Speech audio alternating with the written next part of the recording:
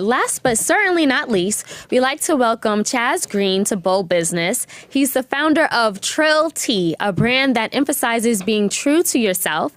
And he has some tea for David and I. Welcome, Chaz. How you doing, guys? Hey, what's up, Chaz? Hey. So you really have some tea for us? I do. That is awesome because I'm a tea drinker. I'm not a coffee drinker. So I'm very happy about this. I like both. But I'll definitely try this. Okay, so what is this? That's so far goji. This smells so good. Actually, I'm sorry. No, that's nuts and apples. My apologies. I'm so glad you told me that because I'm allergic to nuts. So let's switch it up. No problem. Let's switch it up before I break out, and I can't afford an EpiPen. So that's okay. So that's blueberry matcha that you have over there. That's actually our best seller. It does. It's amazing. Yeah, it's a lot different than most people traditionally when they think about matcha.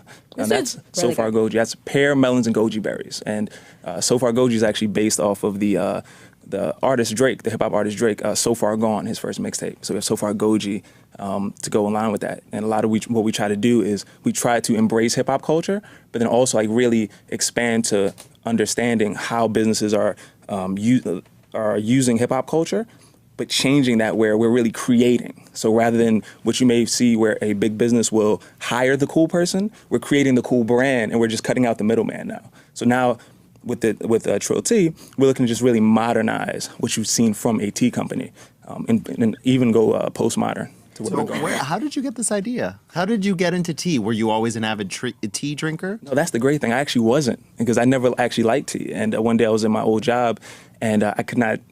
It was just I was really sick and all we had was Lipton. And a lot of people don't understand that Lipton is actually just tea dust. It's not even really tea leaves. So it's really nasty because the tea leaves need to expand for full flavor.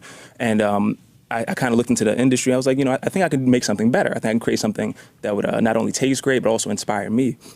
And over the course of time, I looked into it. I was like, if I'm going to do this, I have to do it in a way that would that I could relate to and I'd have a competitive advantage. And for me, I just, I grew up on culture. I grew up on, like I tell people all the time, my mom, she blessed me by like telling me about Tupac. She put me on the Tupac songs and she put me onto a lot of stuff. And I wanted to embrace the culture and show that we can really create and build and compete at the highest level with the culture that we've grown up on. So this is fascinating, like, hence the name Trill, because I was just like, Trill Tea, so it's an infusion of tea with hip-hop, and that's something that I haven't really seen or embraced, and, me as an avid hip-hop fan and avid tea drinker, I guess you're really bringing those two cultures together. Absolutely. Now, how are you guys also setting up shop, like brick and mortars, where people can, like, drink this tea, maybe listen to some music? Okay, so to start, I don't want to do that. We're fully self-funded, so I'm paying for it myself. We're online right now. We're in a few stores in the city and cafes.